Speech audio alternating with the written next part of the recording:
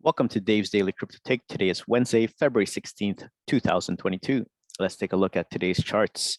At number one, BTC is at $44,116.05, up 3.49%. Ethereum at number two, $3,148.72, up 7.65%. Tether at number three, $1. BNB, $429.87, up 6.26%. USD coin number 5, 99 cents. XRP at number 6, 83 cents, up 4%. Cardano at number 7, $1, 10 cents, up 4.62%. Solana at number 8, $103.43, up 6.81%. Avalanche at number 9, $92.94, up 13.86%. And last but not least, number 10, Terra, $56.38, up 4.57%. Let's take a look at the Crypto Fear and Greed Index. Extreme fear can be a sign that investors are too worried. That could be a buying opportunity. And when investors are getting too greedy, that means the market is due for a correction. So today we got neutral at 51. Yesterday was fear at 46. Last week was neutral at 54. And last month was extreme fear at 22. Let's look at our 5 articles today. Article number 1. So how many damn cryptocurrencies are there? Article 2, a different kind of all-time high for Bitcoin and why it might matter. Article 3, traders say $4,000 Ethereum back on the cards if this bullish chart pattern plays out. Article 4, fraudsters are using bots to drain cryptocurrency accounts. And last but not least, the main topic today is Mastercard expands consulting with crypto dedicated practices. All right, before we get into the articles, just want to say thank you so much to all my supporters. Thank you so much for all the messages and the recommendations and all the questions and all the support that you guys been giving me through the messages. If you can catch me on podcasts, you can catch me at Apple, Spotify, and Google Podcasts. And if you're in the YouTube space, like, share, and subscribe. It helps me out greatly. So let's get into it. Article number 1. So how many damn cryptocurrencies are there? Gotta cash them all. My daily routine currently looks like this. Wake up, brush my teeth, eat breakfast, read about a new metaverse or NFT project, get confused, question my life choices, sleep, repeat. With all the chatter around hyped Web3 projects everywhere you look, from metaverses to NFT marketplaces, it got me thinking, how many cryptocurrencies exist right now? You might already know that besides the OGs, Bitcoin and Ether, several more cryptocurrencies exist. There's not a definitive number, but here are some figures worth considering. Coinbase, one of the biggest exchanges, currently tracks 9,494 currencies. CoinMarketCap, a cryptocurrency price tracking website, shows on top that there are 17,543 cryptocurrencies out there, but lists only 9,358 on its index. CoinBeco, another price tracker, lists 12,563 cryptocurrencies. And Token Sniffer, a hack coin scanning website, has historically detected 1,210,508 tokens. It scans different blockchains to sniff out all new tokens, out of which more than 82,000 basically scams. So how do these trackers even monitor cryptocurrencies? The folks at CoinGecko told me that there are more than 500,000 crypto tokens out there, but most of them are out of circulation or simply spam, so they don't need to list them. CoinGecko's product called Gecko Terminal scans different blockchains and exchanges to make sure all coins and their prices are up to date. Plus, all listings are manually vetted, so there are no scam coins listed on the site. CoinMarketCap has a slightly different methodology. It provides a form to community members or project managers to submit a request for their token or currency to be added to the list. The firm checks multiple partners' parameters such as trading volume, community engagement, team, and project longevity. You can check the full listing criteria here. So are all these coins legit? Not really. CoinMarketCap said that it's easy to create a token and list it on centralized exchanges such as SushiSwap, Uniswap without much effort. If you really want to know how many tokens are added every day, Token FOMO lists everything deployed in the last 24 hours on major blockchains. For more context, looking at a site like Listing Spy, developers have added more than 50 tokens in just the last 15 days. It's hard to be sure if all those projects and tokens are the real deal. A lot of them have an overall trade volume of just a few $100s. That means that there's hardly any activity, and you might want to stay away from that project. Plus, tools like Token Sniffer, BSC Check, Stay Safu, and RugDog help you in evaluating the risks of a new token and identify scams. Given the rapid rate of new projects being added on different blockchains every second, it's hard to keep up with the number of cryptocurrencies out there in the wild.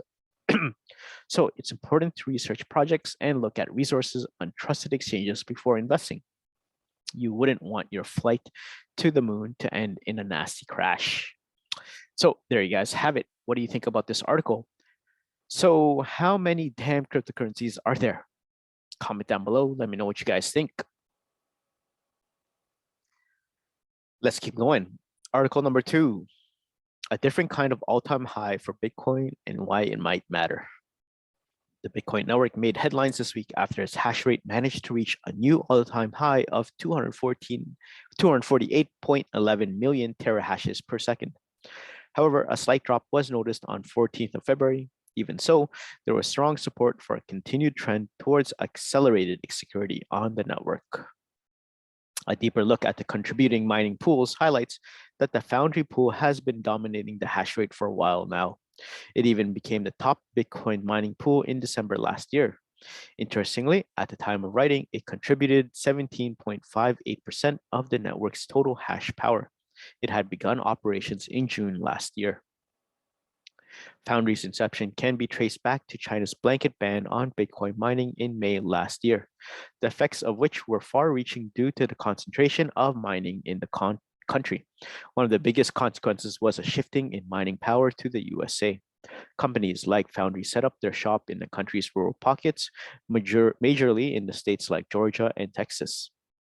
Other companies have also followed Foundry's model of picking up China's losses, thereby making profits enough to become assets in Valkyrie's new BTC mining ETF. No wonder many firms in the space can't keep their hands off the sector. For instance, Bitfinex and Tether announced their own mining investments recently.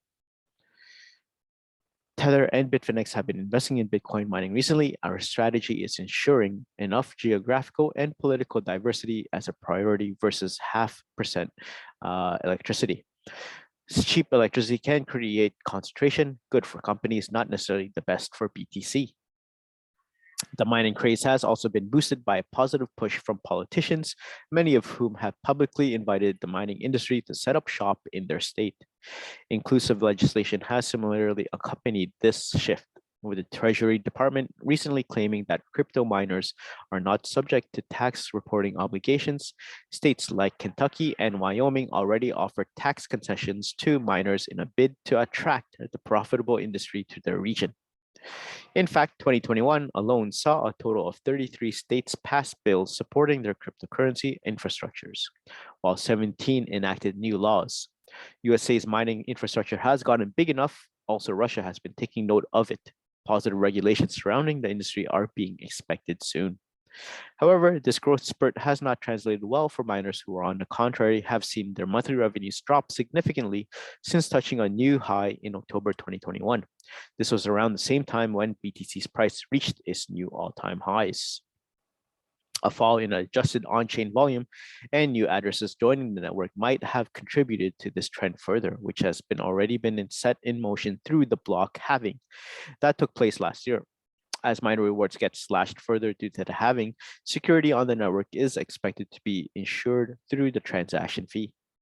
However, this has too gone down significantly over the past year, 93.57% to be precise, thanks to scaling solutions such as the Lightning Network. Consequently, its contribution to mining revenue has also gone down in tandem, further lowering the miner's income. Notably, it is difficult to examine if the increased hash rate will benefit investors. However, one thing can be ascertained: the all-time high hash rate of Bitcoin will definitely have an impact on its price going forward. So there you guys have it. What do you think about this article? A different kind of all-time high for Bitcoin and why it might matter. Comment down below. Let me know what you think about the hash rate, and if you think about Bitcoin's all-time high in hash rates is a good thing or a bad thing. Okay, article number 3. Traders say $4,000 Ethereum back on the cards if this bullish chart pattern plays out. Global tensions that could trigger a correction in markets abound, but traders say ETH's current setup could result in a swift return to the $4,000 level. Global and macroeconomic concerns ranging from the rising inflation rates in the United States to the prospect of Russia invading Ukraine continue to spark volatility in financial markets. To the surprise of many analysts, the mood in the cryptocurrency market shifted in a positive direction on February 15th, after Bitcoin climbed to $44,500 and ETH regained support at $3,100. Data from Cointelegraph Market Pro and TradingView shows that after bouncing off a low of $2,826 in the early trading hours of February 15, the price of Ether rallied 11.4% to a daily high of $3,148. Here's a look at what several traders in the market are saying about the recent price action for Ether and what to be on the lookout for in the weeks ahead. Ether is in a heavy resistance zone. The stiff resistance facing Ether was addressed in a tweet by independent market analyst Michael Van de Poppe, who posted the following chart outlining the major support and resistance zones for the top altcoin.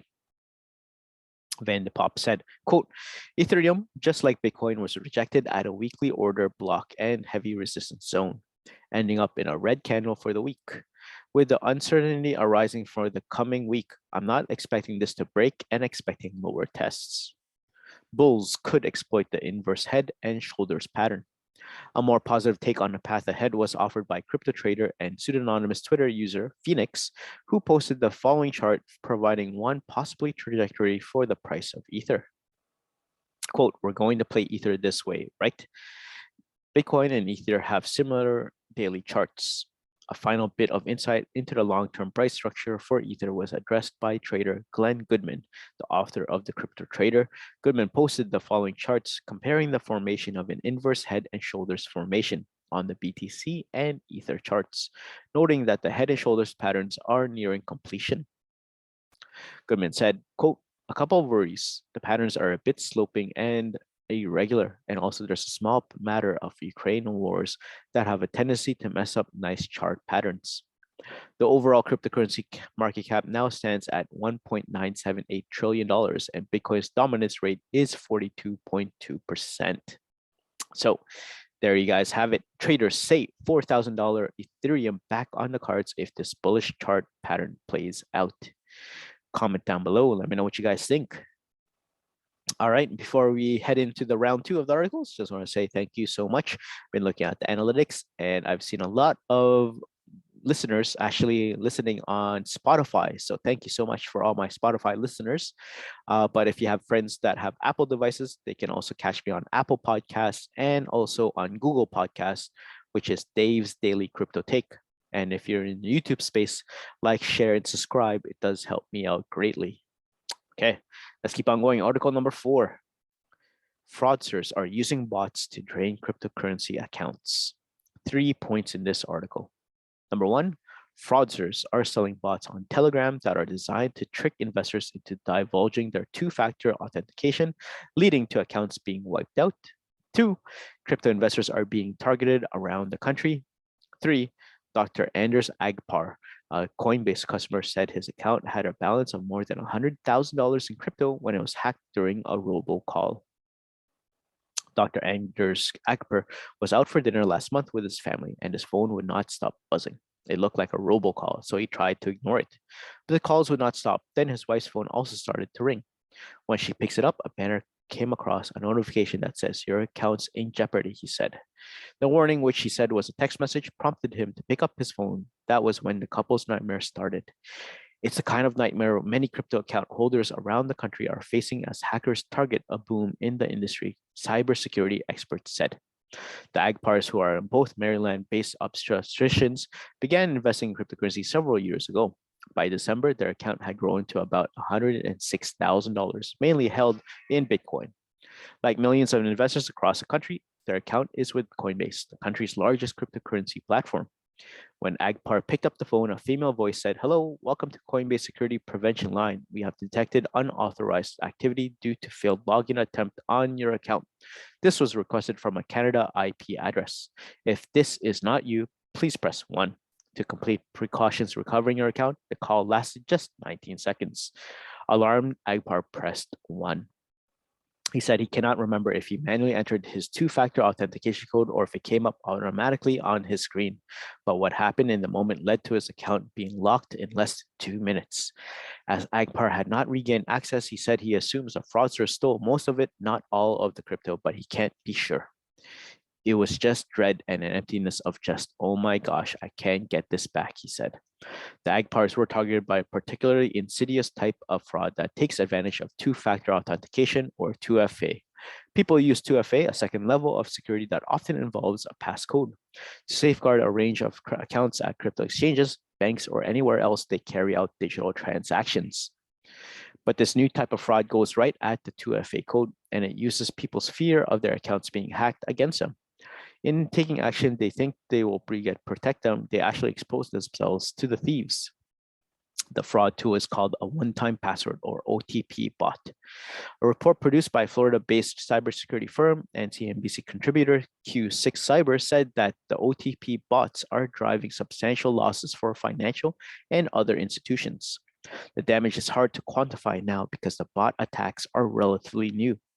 The bot calls are crafted in a very skillful manner, creating a sense of urgency and trust over the phone.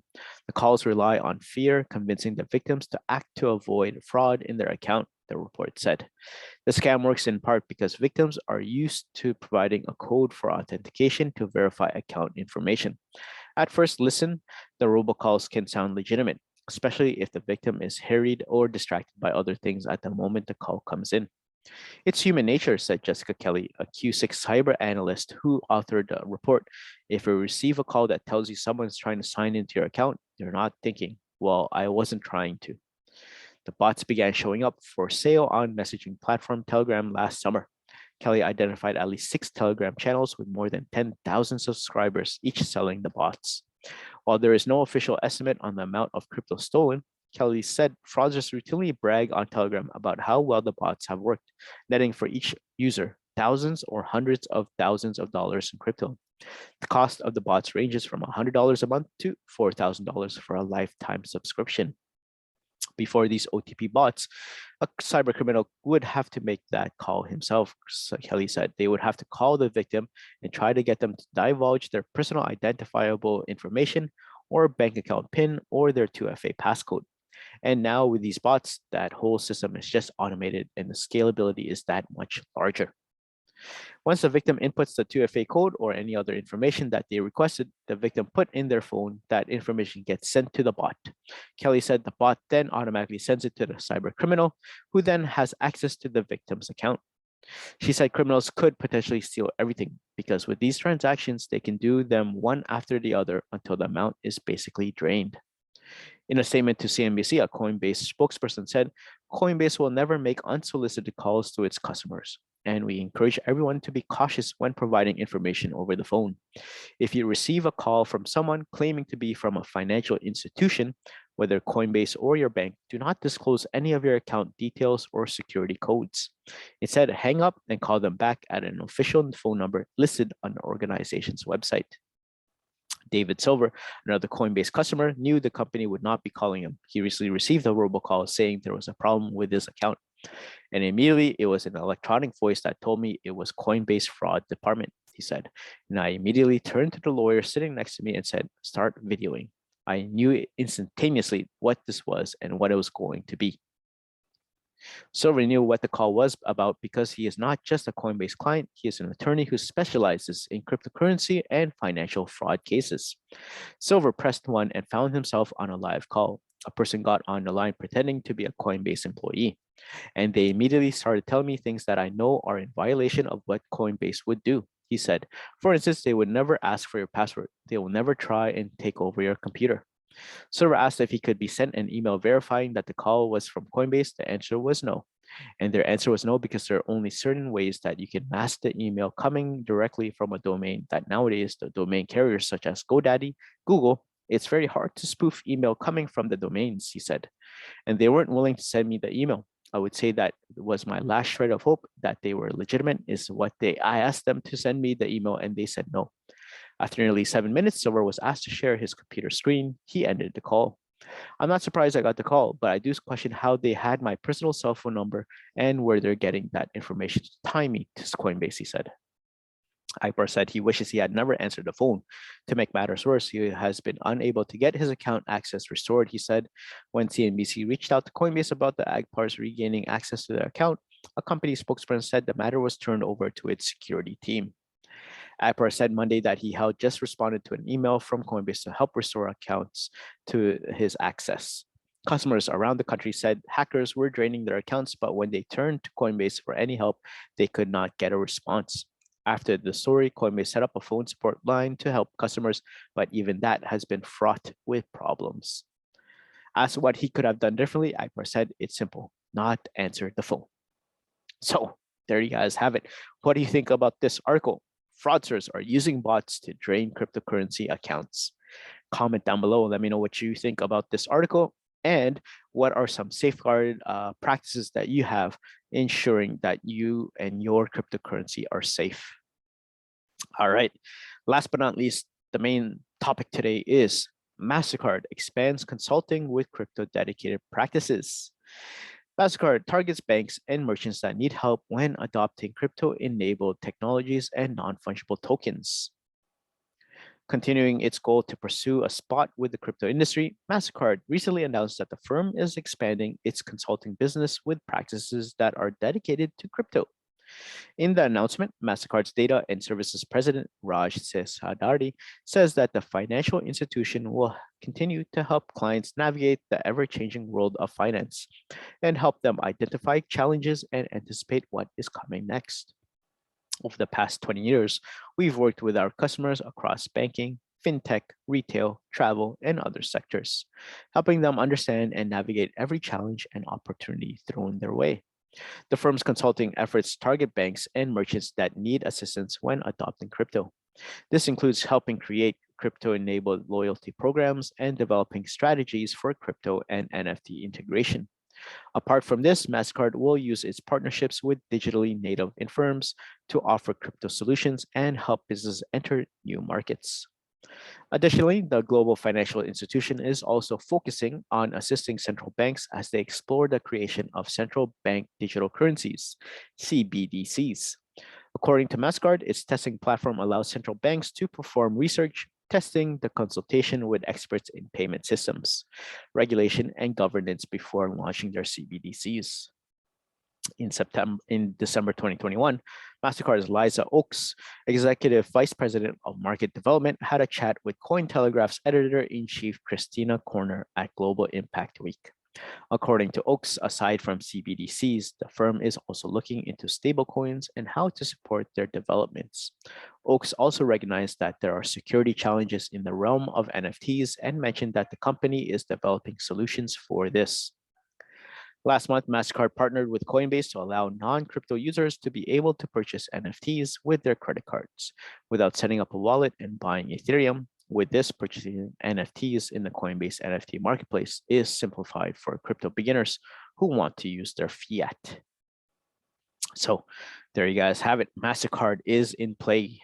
What do you guys think about this article? Mastercard expands in consulting with crypto dedicated practices. Comment down below. Let me know what you guys think.